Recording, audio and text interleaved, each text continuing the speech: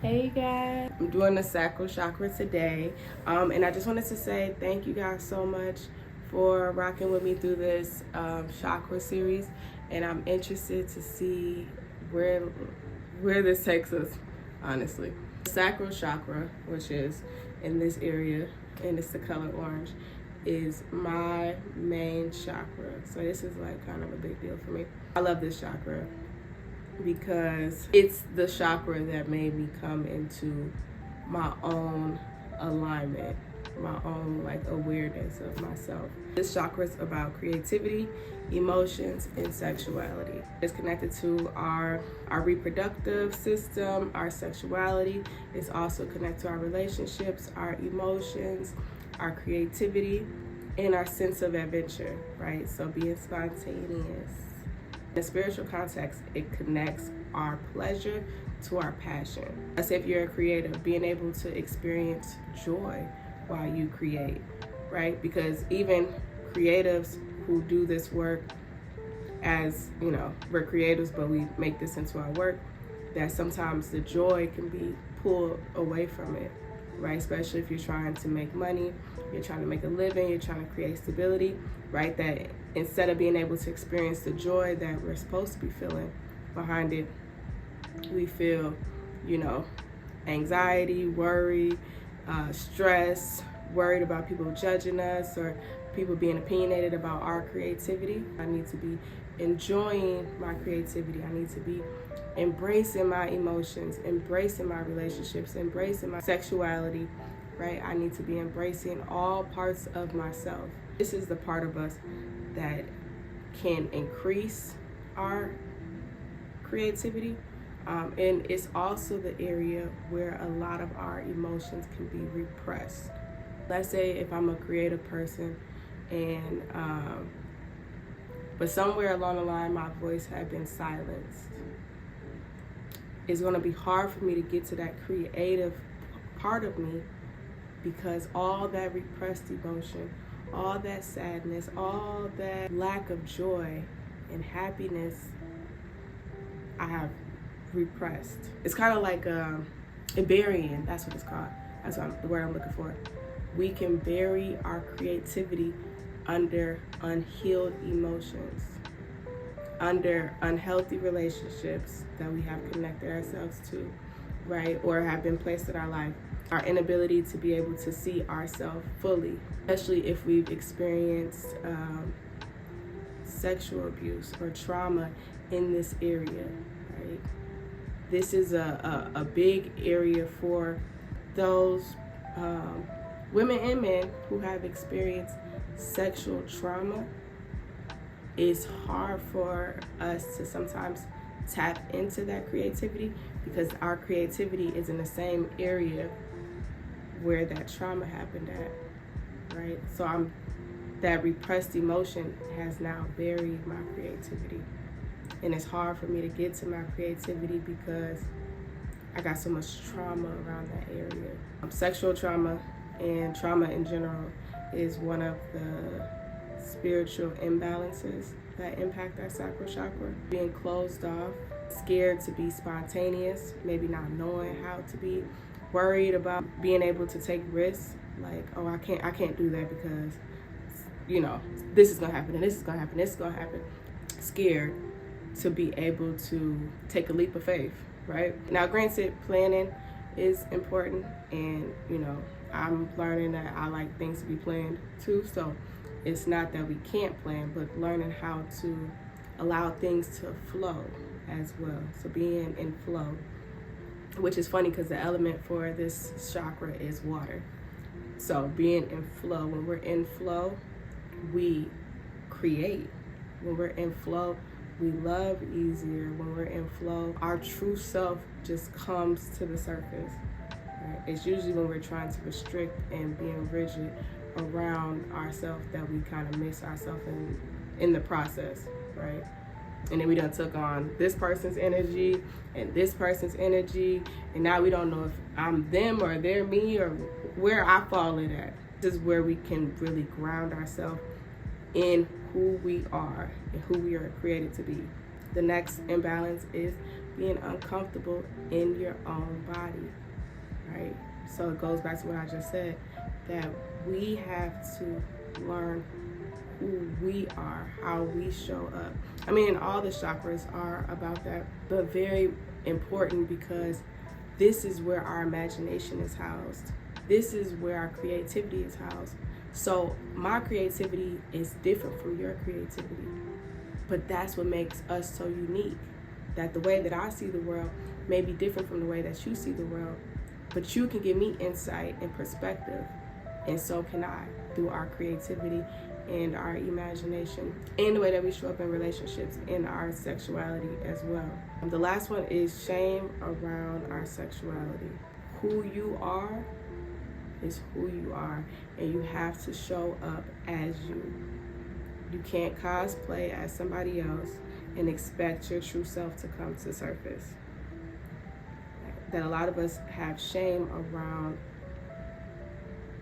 our true internal selves, right?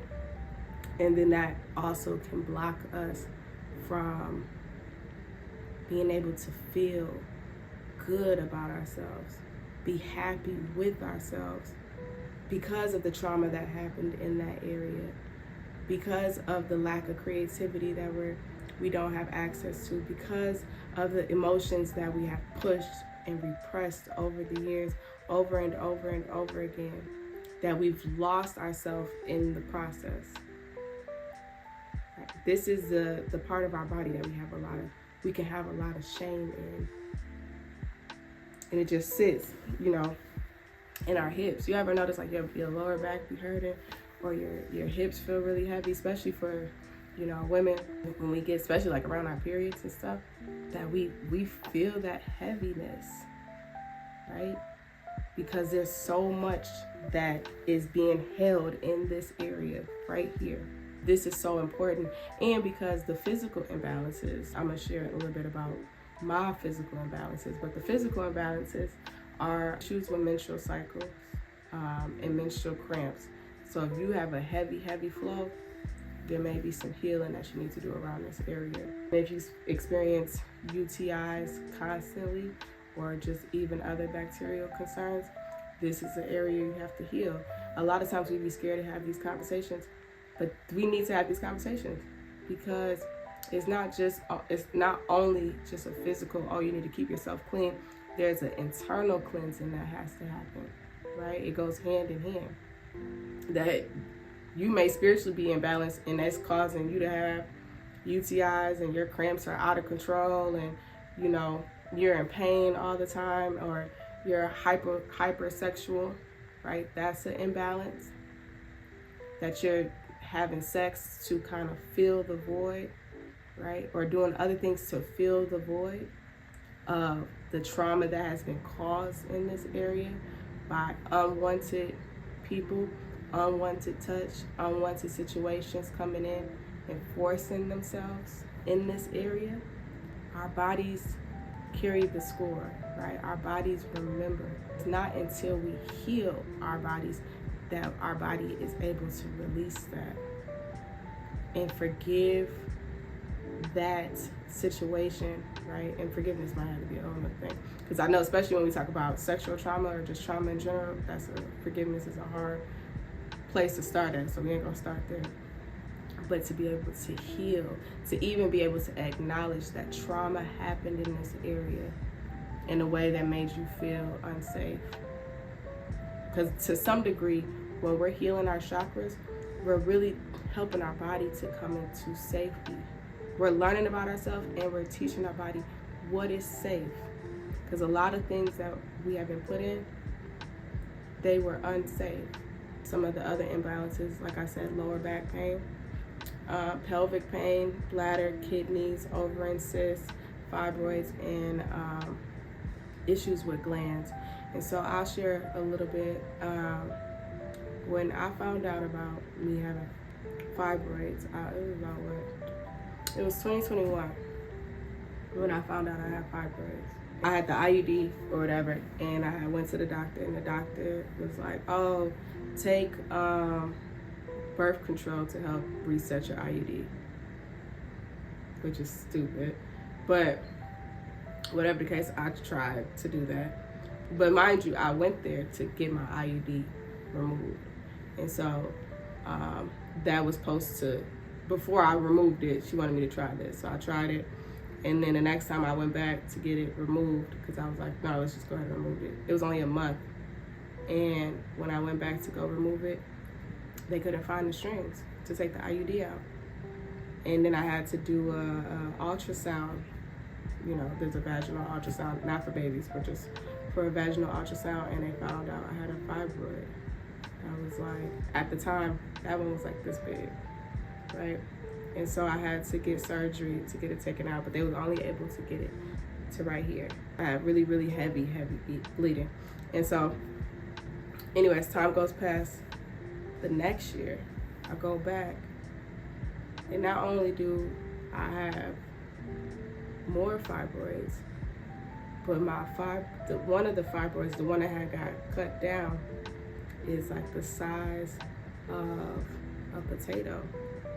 Like it was huge. And it was blocking my uterus, and I was in complete pain. Like I had to get iron infusions. I was anemic.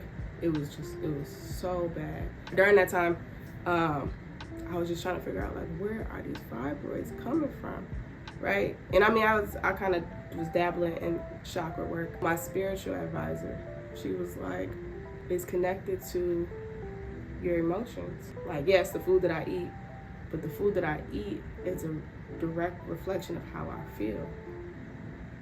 Right? I was sad a lot of time. I had really unhealthy partners around that time, like horrible, right? Toxic, manipulative, right? And now granted, I was attracting them, so it was something about me, but I was in relationships that made me feel less than.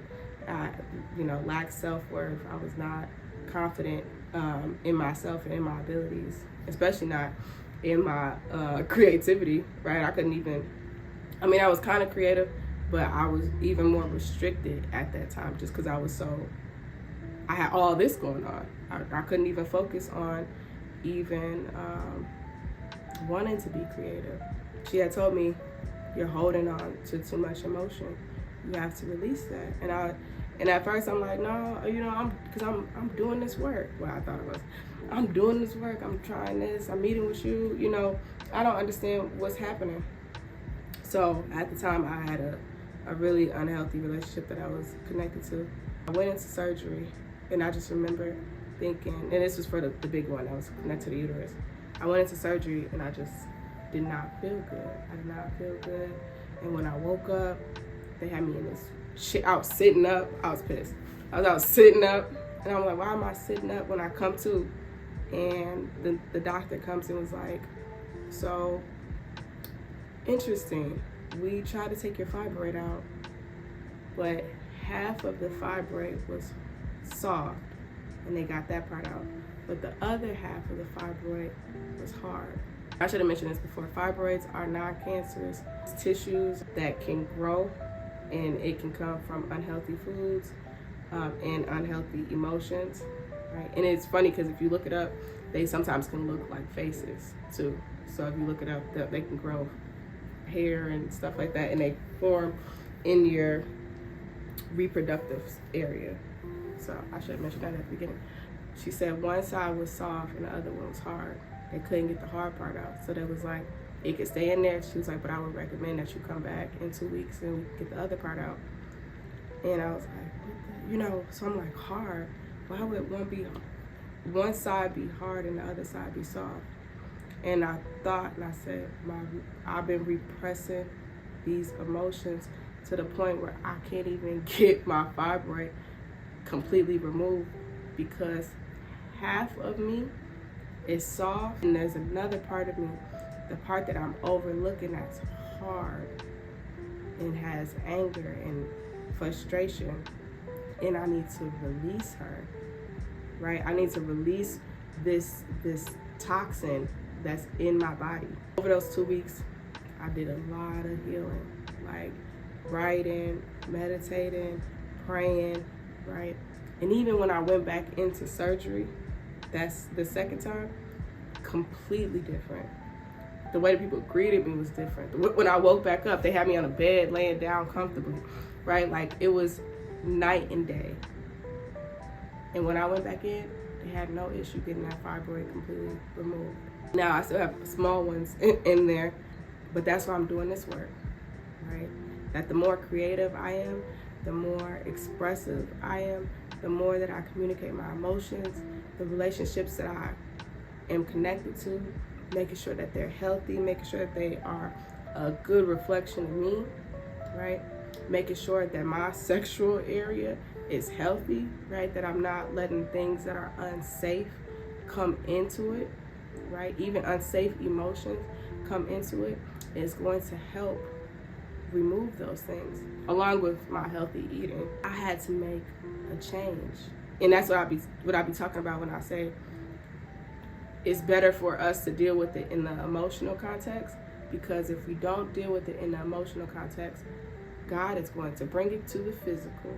I wasn't listening, so he showed up in another way, in a way that he knew I was going to listen.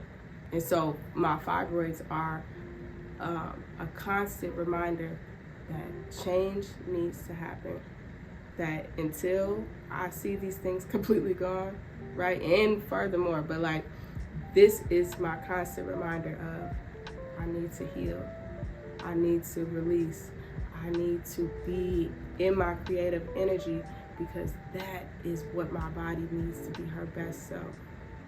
That when I'm doing this, when I'm talking, when I'm speaking, when I'm doing poetry, when I'm rapping, like these are ways for me to express myself, to get connected to my higher self, and to help me be in alignment with my body. So let's go ahead and wrap this up. The way that we go about balancing out this chakra, through the affirmation, I feel good. I feel. This chakra is all about feeling things. Feeling the good things, feeling the bad things, feeling the sadness, feeling the hurt, feeling the betrayal, feeling the joy, feeling the peace, feeling your abundance and your prosperity. That we can talk about it all day, but there's a part of you that needs to feel. Because when we feel it, we release it. When we feel it, we can come into connection with it, right? And so if there's things that you need to release, you need to feel through it. You can't just talk through it, you gotta feel through it. If there are miracles that you want to happen, if there are goals that you want to happen, you need to be able to feel that you deserve that. Feel that you can have that, and before you know it, it's going to come to you, right? So I feel good. I feel joy. I feel like myself, right? Feeling is the key to this chakra. Also, hip exercises. In terms of yoga, hip exercises will be really good. Being able to open it up, because a lot of times we keep our legs closed like this, right? You keep your legs closed, but we keep our legs closed like this, but being able to like do like the butterfly exercise, or just being able to open our hips, it really opens this area. Creative projects like painting, drawing, coloring, singing, any form of creation, even cooking, gardening, right? Being able to turn this thing that was nothing into something, right? That's creation. Whatever that looks like, that you'll be able to create something that brings you joy and happiness. I use a blank canvas all the time with my clients. When this canvas is done, it's gonna look exactly the way it's supposed to. That you took this canvas from a blank canvas into your creation, right? So orange is the color. It helps us to get into the chakra that we're trying to connect with. So orange is the color. Eating orange foods like orange tangerines, carrots, and sweet potatoes. Like I told you before, the element is water. So whether that is, you getting in the shower, you're going swimming, taking a bath, right? Or just drinking water. Water is going to be a healthy element for you. Essential oils are orange and sandalwood. So I hope that this was great, because I had a great time sharing my story with y'all. And we got one more chakra, the root chakra, and then we'll be done with the chakra series. And then I have something that I want to share with you guys. I'm super excited about the news that I'm going to share. So stay tuned, because why not? Tell a friend and tell a friend. And it's Tella. Because period.